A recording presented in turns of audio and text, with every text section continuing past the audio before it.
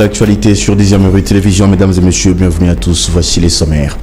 À la une de cette édition du journal, face à la menace grandissante d'Ebola en Ituri, les gouvernements haussent les tons, centre des traitements, riposte sanitaire renforcée et mobilisation des autorités. Le ministre de la Santé, Samuel Roger Kamba, était à Bunia pour annoncer des mesures d'urgence alors qu'une cinquantaine de cas sont déjà signalés.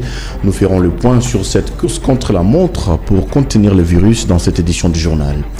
Et puis en sport, leur grande attente a pris fin à quelques semaines de la Coupe du Monde de la FIFA. Sébastien Desabre a dévoilé la liste des 26 léopards appelés à défendre le couleur de la RDC. Entre confirmation, surprise et surtout le retour très remarqué des Gaël Kakuta à l'expérience. Découvrez les choix du sélectionneur et les premières réactions dans cette édition du journal. Restez avec nous donc pour tous les détails dans cette édition. Voilà tout pour le sommaire. Bienvenue à tous. D'abord, cette actualité, ferveur patriotique et moment de recueillement. Le dimanche 17 mai à Kinshasa, le mémorial du soldat congolais érigé à la place Forescom a servi des cadres à la célébration de la journée nationale des FRDC. Autorités politico-militaires, familles des victimes et citoyens se sont réunis autour d'un culte œcuménique pour rendre hommage aux militaires tombés sur le champ d'honneur. Institué par le président Félix Tshisekedi, cette cérémonie a été présidée par le vice-premier ministre, ministre de la Défense, Kabombo Modianvita. À travers cette commémoration, la nation a également réaffirmé son soutien aux troupes engagées dans l'est du pays face à l'agression de l'AFC M23 soutenue par le Rwanda.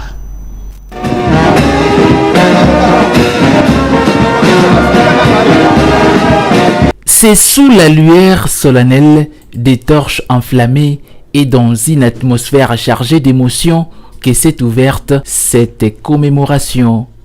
Placée sous les thèmes « Ensemble pour la victoire des FARDC », cette journée dédiée aux forces loyalistes a débuté par un culte œcuménique. À la chaire, les aumôniers militaires ont tour à tour prêché l'unité, l'obéissance aux ordres et les rejets de la traîtrise au sein des rangs. Une interpellation claire du colonel Célestin Chunimé, aumônier en chef écumbanguiste, rappelant l'essence de la mission sacrée du soldat et du commandant suprême.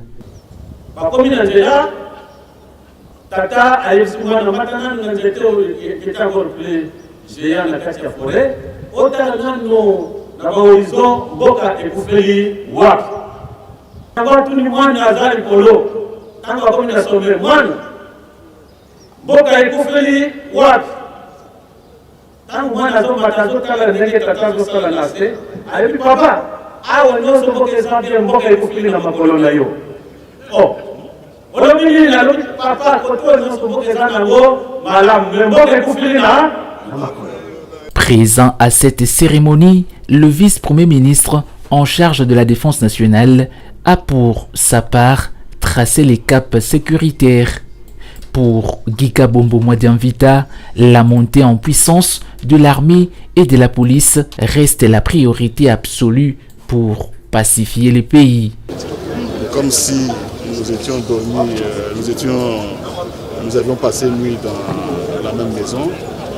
On ne peut pas sauver un pays, on ne peut pas garantir la sécurité de nos concitoyens si l'armée et la police ne sont pas mises au premier plan. Donc c'est une journée très importante, la journée que nous devons d'ailleurs enseigner dans nos écoles primaires pour que nos jeunes, que nos enfants grandissent avec le patriotisme. Aux notes vibrantes du debout congolais, les patrons de la défense s'est incliné devant les mémorials pour déposer une gerbe de fleurs au nom du chef de l'État, Félix-Antoine Tshisekedi Tshilombo. Le même geste de reconnaissance a été accompli par le chef d'état-major général des FARDC, le lieutenant-général Jules Banza Mwilambwe, suivi des hauts gradés de l'armée et de la police. Au-delà du protocole militaire, ce 17 mai aura été un puissant moment de communion avec les troupes qui se battent au front Est contre l'agression AFC M23, rappelant à la nation que derrière chaque uniforme bat le cœur d'un sacrifice pour la survie de la patrie. Parlons à présent de cette véritable bouffée d'oxygène pour le sous-officier de la police nationale congolaise. Le vice-premier ministre de l'Intérieur, Jacques Chabani, a procédé à la régularisation et de l'avancement en grade de nombreux policiers restés bloqués pendant près de 13 ans dans une impasse administrative. Cette décision, qualifiée d'historique par la hiérarchie de la PNC, a été saluée notamment par le commissaire divisionnaire Jean Bosco Galenga. Selon lui, cette mesure vient réparer une injustice de longue date et devrait contribuer à renforcer le moral, la motivation ainsi que le professionnalisme des agents sur le terrain. On l'écoute dans ce propos recueilli par Antimos Mundukumbo. Là, il faut préciser que les avancements en grade sont faits par deux autorités principalement. Le président de la République par ordonnance pour les officiers et le ministre de l'Intérieur, en l'occurrence le vice-premier ministre de l'Intérieur actuellement, pour ce qui est des sous-officiers. La dernière nomination dans la catégorie des sous-officiers, c'est-à-dire des catégories que nous appelons dans la police des catégories C, D et E, date de 2013, donc d'il y a 13 ans. C'est ainsi que nous pouvons dire que la police a accueilli avec beaucoup de satisfaction, avec beaucoup de soulagement, la régularisation de cette situation-là. Il s'agissait de corriger une injustice. Les officiers ont été promus 2 ou 3 fois, alors que les sous-officiers sont restés en statu quo pendant près de 13 ans. Aujourd'hui, la police a des écoles. Nous avons une école de formation des sous-officiers qui est académie. Nous avons aujourd'hui une académie de police qui sont fonctionnels. Ces sous-officiers promus aujourd'hui devront savoir que l'on n'accède plus à la catégorie supérieure sans justifier d'un passage par une école. Bon, déjà que le fait qu'ils soient restés en statu quo avait une incidence quelque peu négative sur leur morale. Cela est normal. Vous savez que le grade est un des attributs du pouvoir, un des attributs d'autorité qu'ils peuvent avoir. Ça, c'est un des deux. Il n'était pas bon que des personnes qui travaillent demeurent comme dans une carrière plane. Ça avait une certaine incidence sur leur morale, donc une incidence sur les résultats que nous devions avoir. J'espère que avec un moral haut, maintenant, ils auront un peu plus de zèle au travail et pourront nous donner des meilleurs résultats. Et pendant ce temps, je le disais au sommaire, le gouvernement intensifie sa riposte contre l'épidémie d'Ebola dans la province de l'Ituri. En mission de travail à Bunia, ce dimanche, le ministre de la Santé publique, Samuel Roger Kamba, a annoncé le déploiement imminent des centres de traitement dans plusieurs zones stratégiques. Ces structures seront notamment installées à Bunia, Rwampara et Mongwalu afin de contenir rapidement la propagation du virus. Les autorités sanitaires entendent ainsi améliorer la prise en charge des patients alors qu'une 50aine de cas sont répertoriés dans cette partie du pays. Face à la recrudescence des cas suspects d'Ebola en Ituri, l'exécutif national sonne la mobilisation générale. Ce dimanche 17 mai, le ministre de la Santé publique, Hygiène et Prévoyance sociale s'est rendu en urgence à Bunia. Roger Kamba a immédiatement enchaîné par une séance de travail avec le gouverneur militaire de la province avant d'inspecter les installations du laboratoire médical local. Sur le terrain, la riposte s'accélère. Le ministre a annoncé l'implantation très prochaine des centres de traitement spécifiques dans 3 zones du Rama touchées, notamment Bunia, Rwampara et Mongwalu. Pour concrétiser cette annonce, des tentes et des équipements logistiques ont été déjà acheminés dans la province afin de parer au plus pressé. À ces jours, 59 malades sont officiellement pris en charge par les équipes médicales. Ces nouvelles infrastructures d'urgence devront permettre de désengorger les hôpitaux généraux de la région, d'augmenter la capacité d'accueil et de dresser un cordon sanitaire efficace. Une course contre la montre est ainsi engagée dans le nord-est du pays pour stopper net la chaîne des transmissions du virus. Dimanche noir pour le fidèle de l'église Shekinah Tabernacle ici à Kinshasa dans la commune d'Ematete. Un violent incendie provoqué par un court-circuit électrique a réduit en cendres une grande partie du temple en pleine matinée, causant d'importants dégâts matériels. Face à cette situation dramatique, le gouverneur de Kinshasa, Daniel Bumba Lubaki, s'est rendu sur place pour exprimer la solidarité des autorités provinciales et apporter son soutien à la communauté chrétienne durement éprouvée par ce sinistre. Reportage dans ce détail. Le choc est total à Matete ce dimanche matin. Le flamand dictait leur loi au sein de l'église Shekinah Tabernacle. À l'origine de ces violents incendies, un court-circuit électrique qui a rapidement transformé les lieux de culte en un brasier, réduisant en cendres de nombreux équipements. Fort heureusement, aucune perte en vies humaines n'est à déplorer, mais le bilan matériel est lourd. Informé de la situation, le premier citoyen de la ville, Daniel Bumba Lubaki, a bousculé son agenda pour se rendre sur place le jour même.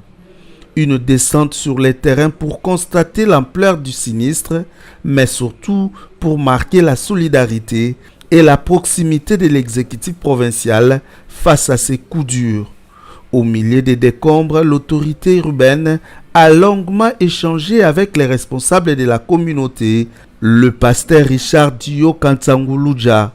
Daniel Bumba a tenu à lui transmettre de vive voix le sincère compassion de l'ensemble de la population quinoise.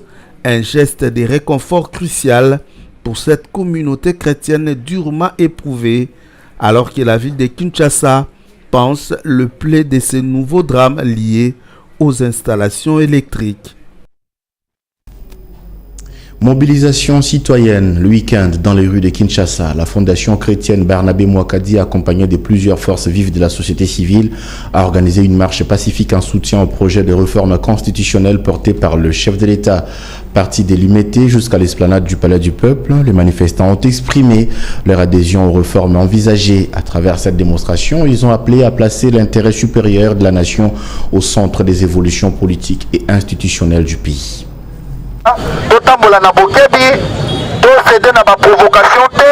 Ici on n'est pas politique, nous sommes société civile, souci na biso, eza ko appuyer révision ya constitution na biso. Lorsque l'avenir de la nation est en jeu, le silence n'est plus une option.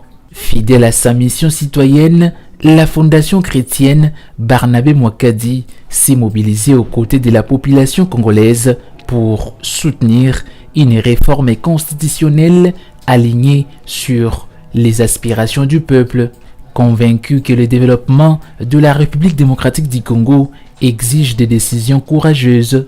La fondation s'inscrit pleinement dans la vision du chef de l'État, Félix-Antoine Tshisekedi Tshilombo, visant à bâtir un État plus fort, plus stable et plus proche des réalités des citoyens. C'est l'essence donnée à la grande marche pacifique organisée à Kinshasa.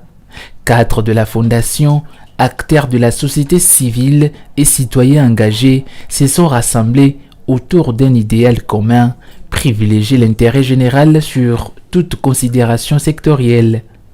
Les cortèges est parti de la première rue Limété, traversant les boulevards Sendoué et les boulevards Triomphal avant de chuter à l'esplanade du Palais du Peuple, un endroit de la démocratie congolaise. Dans une ambiance disciplinée et responsable, les organisateurs ont procédé à la lecture des mémorandums réitérant les soutiens populaires au processus de révision de la loi fondamentale. De la République démocratique du Congo, l'ouverture d'un débat national démocratique et inclusif sur la réforme constitutionnelle, la consultation des experts universitaires, jeunes, femmes, confessions religieuses et organisations citoyennes, le renforcement des mécanismes de gouvernance, de contrôle et de redevabilité, l'amélioration du processus de décentralisation pour rapprocher les pouvoirs du peuple, l'adaptation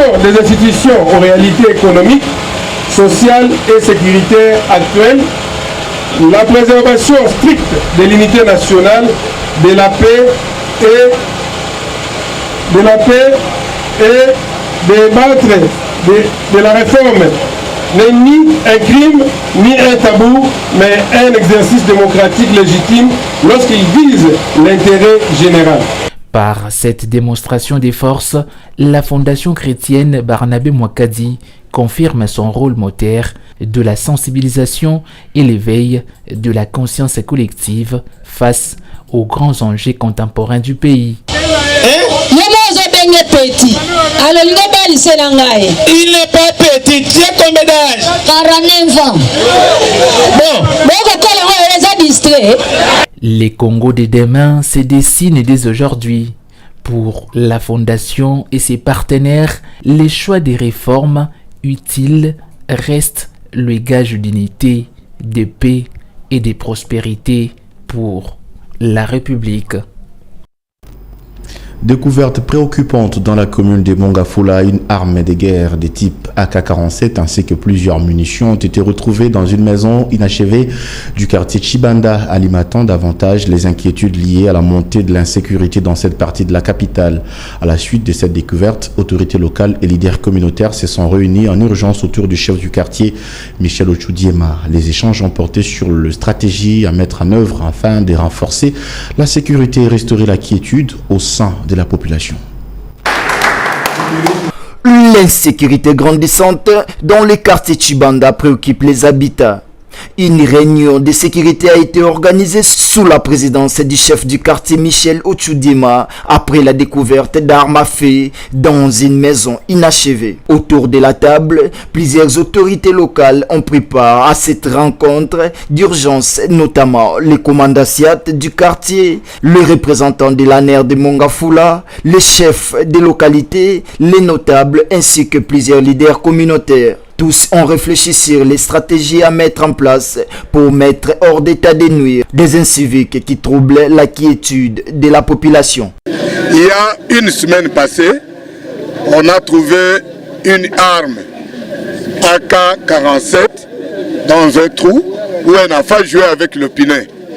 Vu cet événement, nous avons demandé à l'autorité pour qu'il y ait la réunion de sécurité élargie.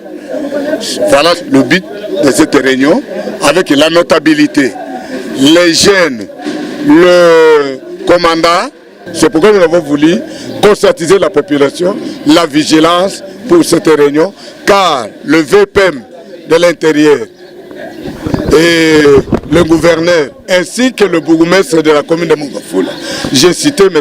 Séverin Loum, qui chaque fois nous oblige, nous demande à faire des réunions de sécurité locales élargies dans nos quartiers. Selon les informations recueillies, quelques munitions ainsi qu'une arme à feu de type AK-47 ont été découvertes par un enfant dans une maison inachevée du quartier. Une situation alarmante qui a poussé les autorités locales à convoquer cette réunion sécuritaire. Durant les échanges, plusieurs représentants des avenirs ont dénoncé des pratiques suspectes observées dans leurs milieux respectifs. Des propositions ont également été soumises au chef du quartier afin qu'elles soient transmises aux autorités compétentes, notamment au bourgmestre de la commune de Mongafula, Séverin Lumbu, au gouverneur de la ville de Kinshasa, Daniel Bumba-Lubaki, et au ministre de l'Intérieur, Sécurité, Jacques Chabani Loukou. Plusieurs choses ont été dites. Je pense qu'il y a des choses que les notables ont relevées. Nous avons d'abord évoqué les causes de l'insécurité persistante. Alors il y a eu des solutions qu'on a proposées, notamment l'augmentation des policiers dans les sous-siat. Aujourd'hui, le chef du quartier a saisi une arme qui a été découverte par une arme abandonnée par des criminels, raison pour laquelle nous louons l'initiative et nous pensons que de telles initiatives, si ça se répète, je crois que tout le monde sera préoccupé par la situation de la sécurité. Par ailleurs, plusieurs notables estiment que la majorité des inciviques proviendraient des quartiers voisins pour venir opérer à Chibanda. En réaction, le chef du quartier Michel Ochudima promet d'organiser prochainement une réunion avec ses homologues des quartiers Kindele, Kimbondo et Plateau D afin de renforcer la collaboration sécuritaire et réduire l'insécurité dans cette partie de Mongafula. En sport, comme je l'annonçais au sommaire, à moins d'un mois du coup d'envoi de la Coupe du Monde de la FIFA, les sélectionneurs de Léopard a dévoilé sa liste étant attendue. Sébastien Desabre a rendu public donc cet après-midi la liste des 26 joueurs retenus pour défendre le couleur de la RDC. Sans grande révolution, le technicien français mise sur la stabilité et la continuité pour cette compétition mondiale. Cette sélection est notamment marquée par les grands retours de Gaël Kakuta, absent lors des précédents rassemblements. Moïse Makoro nous en dit plus dans ce reportage. Pas de grands bouleversements au sein des commandos devant représenter la République démocratique du Congo à la 23e édition de la Coupe du Monde de la FIFA prévue du 11 juin au 17 juillet de l'année en cours. Le sélectionneur manager des Léopards, Sébastien Desabre, a rendu public sa liste cet après-midi. Les techniciens français misent ainsi sur l'ossature phare qui s'est battu bec et ongle pour arracher la qualification du pays de Félix Tshisekedi à ses grands rendez-vous planétaires. Au total, ce sont 26 joueurs qui ont été retenus, dont 3 gardiens de but, 9 défenseurs, 6 milieux de terrain et 8 attaquants. Parmi les heureux élus, on note le grand retour de Gaël Kakuta en sélection pour disputer cette phase finale. En publiant cette liste, Sébastien Desabre s'est dit fier de boucler la première partie de son projet avant d'entamer la seconde phase avec l'intégration progressive de nouveaux visages dans la tanière. L'état d'esprit, c'est d'abord d'être fier de pouvoir aller à cette Coupe du Monde. C'est beaucoup de responsabilités également parce que on doit faire bonne figure et montrer une bonne image du pays. C'est également au niveau sportif de continuer notre projet sportif qu'on a initié depuis maintenant 4 ans.